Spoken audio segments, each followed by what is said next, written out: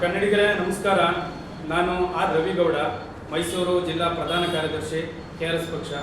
ಇವತ್ತು ಈ ದಿನ ನಾವು ಮೈಸೂರಿನ ಪ್ರಾದೇಶಿಕ ಕಚೇರಿಯಲ್ಲಿ ಈ ಲೈವ್ ಬಂದಿರುವಂಥ ಉದ್ದೇಶ ಈಗಾಗಲೇ ನೋಡ್ಬೋದು. ರಾಜ್ಯದಲ್ಲಿ ಒಂದು ಸಂಚಲನೆ ಸೃಷ್ಟಿ ಮಾಡಿರುವಂಥ ಒಂದು ವಿಷಯ ಅಂತ ಹೇಳ್ಬೋದು.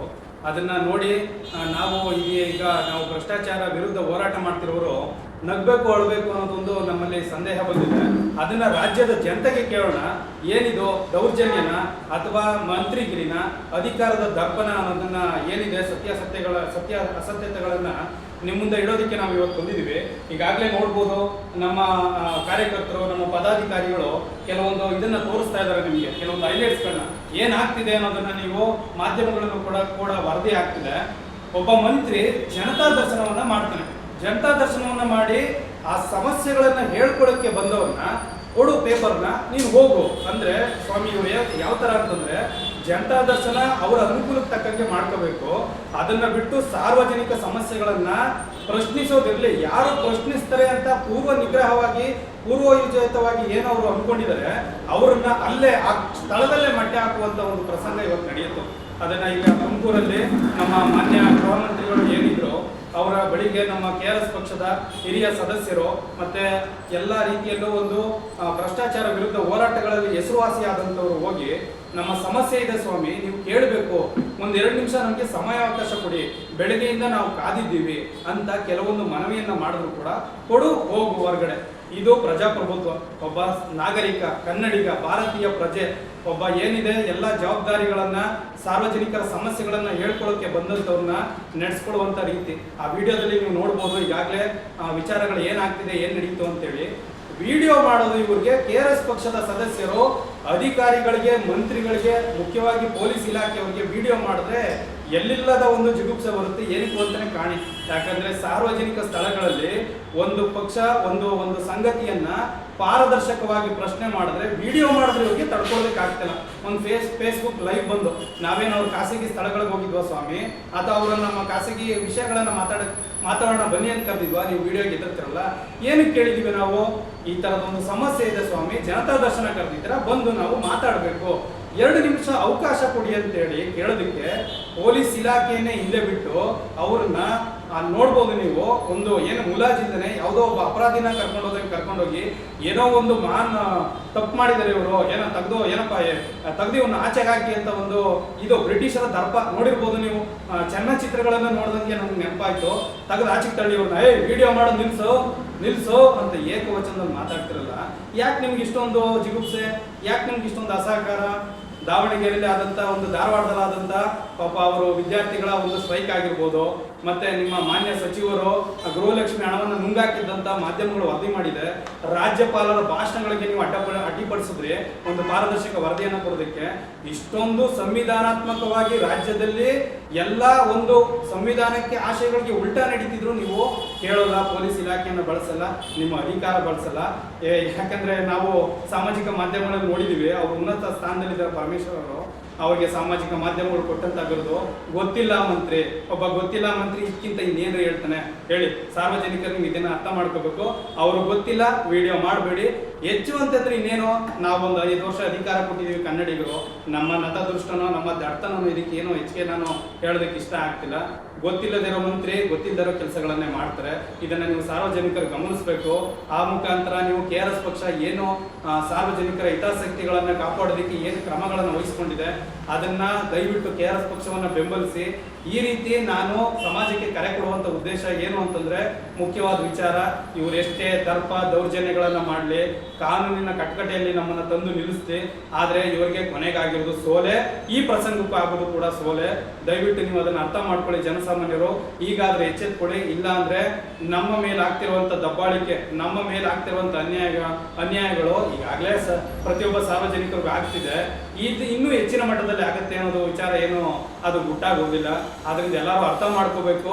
KRS ಪಕ್ಷವನ್ನ ಈ ಅಧಿಕಾರಿ ವರ್ಗ, ಭ್ರಷ್ಟ ರಾಜಕಾರಣಿಗಳು ಎಷ್ಟೇ ಮುಲಾಜಿಲ್ಲದೆ ತುಳಿಲಿಕ್ಕೆ ಪ್ರಯತ್ನ ಪಟ್ಟರು, ನಾವು ಫಿನಿಕ್ಸ್ ನಂತೆ ಎದ್ದು ಬರ್ತೀವಿ ಅನ್ನೋ ಸಂದೇಶವನ್ನು ಈ ಮೂಲಕ ಕೊಡ್ತಾ ಇದ್ದೀನಿ.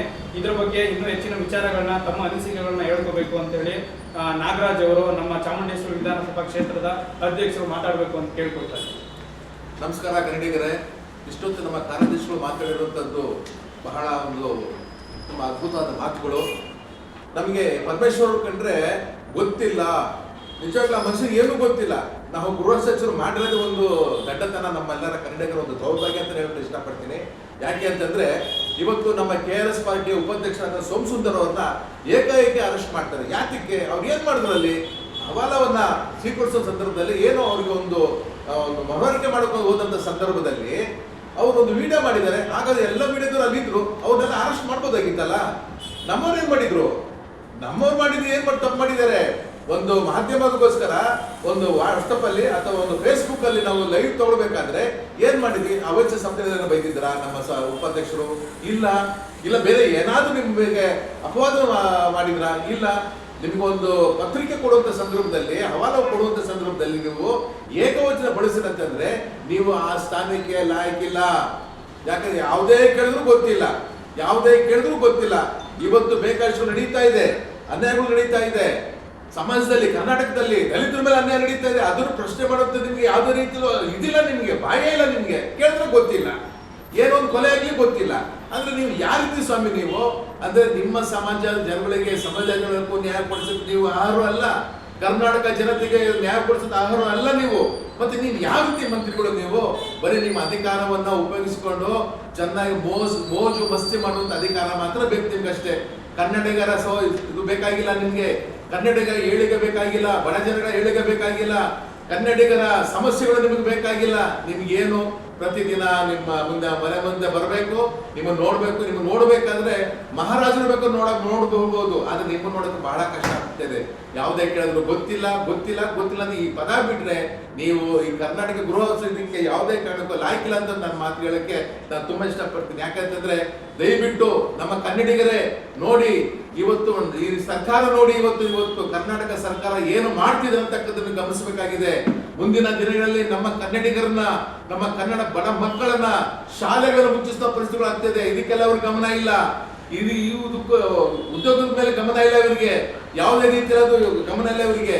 ಹೇಳ್ಬೇಕಾದ್ರೆ ಖಂಡಿತವಾಗಿ ನಮಗೆ ನಾಚಿಕೆ ಆಗುತ್ತೆ. ಇಂಥ ಸರ್ಕಾರಗಳಿಗೆಲ್ಲ ನಾವೆಲ್ಲ ಓಟ್ ಹಾಕಿದ್ವಿ, ನಾನು ಕೂಡ ಹಾಕ್ಬಿಟ್ಟೆ, ಗೊತ್ತಿಲ್ಲದೆ ಹಾಕ್ಬಿಟ್ಟಿದ್ದೀನಿ. ಇವತ್ತು ಅರ್ಥ ಮಾಡ್ಕೊಂಡಿದ್ದೀನಿ ಯಾವ ಪಕ್ಷ ಬಂದ್ರೆ ಇವತ್ತು ಒಳ್ಳೇದು ನಮ್ಮ ಕರ್ನಾಟಕಕ್ಕೆ. ಇವತ್ತು ನಮ್ಮ ಪಕ್ಷ ಪ್ರತಿಯೊಬ್ಬರನ್ನ, ಯಾವುದೇ ಅಧಿಕಾರ ಆಗಿರ್ಲಿ, ಪೊಲೀಸ್ ಅಧಿಕಾರ ಆಗಿರ್ಲಿ, ಸಾರ್ವಜನಿಕ ಅಧಿಕಾರಿ ಆಗಿರ್ಲಿ, ಖಾಸಗಿ ಅಧಿಕಾರಿ ಆಗಿರ್ಲಿ, ಸರ್ಕಾರಿ ಅಧಿಕಾರ ಆಗಿರ್ಲಿ, ನಾವು ಏಕವಾಗಿ ಪ್ರಶ್ನೆ ಮಾಡ್ತೀವಿ, ಪ್ರತಿಯೊಬ್ಬರನ್ನ ಪ್ರಶ್ನೆ ಮಾಡ್ತೀವಿ. ಇವತ್ತು ನಮ್ಮ KRS ಪಾರ್ಟಿನ ನೋಡಿದ್ರೆ ಎಲ್ಲರಿಗೂ ಒಂಥರ ಅಲರ್ಜಿ. ಯಾಕೆ ಅಂತ ಎಲ್ಲಿ ಪ್ರಶ್ನೆ ಮಾಡ್ತಾರೆ? ನಾವು ವಿಡಿಯೋ ಮಾಡೋದೇ ತಪ್ಪ? ಹೈಕೋರ್ಟ್ ಹೇಳಿದೆ, ಸುಪ್ರೀಂ ಕೋರ್ಟ್ ಹೇಳಿದೆ, ಎಲ್ಲಿ ಬೇಕಾದ್ರೂ ವಿಡಿಯೋ ಮಾಡ್ಬೋದು ಅಂತ ಹೇಳಿದೆ. ನಾವು ಅನಧಿಕವಾಗಿ ಏನೋ ವಿಡಿಯೋ ಮಾಡ್ತಿಲ್ವಲ್ಲ, ನೇರವಾಗಿ ನೀವು ಏನು ಮಾಡ್ತೀರೋ ಅಂತಕ್ಕದ್ದು, ನಾವೇನು ಮಾಡ್ತೀರೋ ಅಂತಕ್ಕದ್ದು ನೇರವಾಗಿ ನಾವು ಮಾಡ್ತಾ ಇದ್ದೀವಿ ವಿಡಿಯೋನ. ನಾವೇನಾದ್ರೂ ದುರಾಡಳಿತವಾಗಿ ದುರುದ್ದೇಶವಾಗಿ ನಾವು ಮಾಡೋದಾಗಿದ್ರೆ ಅದಕ್ಕೆ ನಾವು ಒಪ್ಕೊಂತೀವಿ. ನಾವು ಕಾನೂನು ಏನಿದೆ, ಕೋರ್ಟ್ ಏನಿದೆ ಅದಕ್ಕೆ ನಾವು ಒಪ್ಕೊಂತೀವಿ.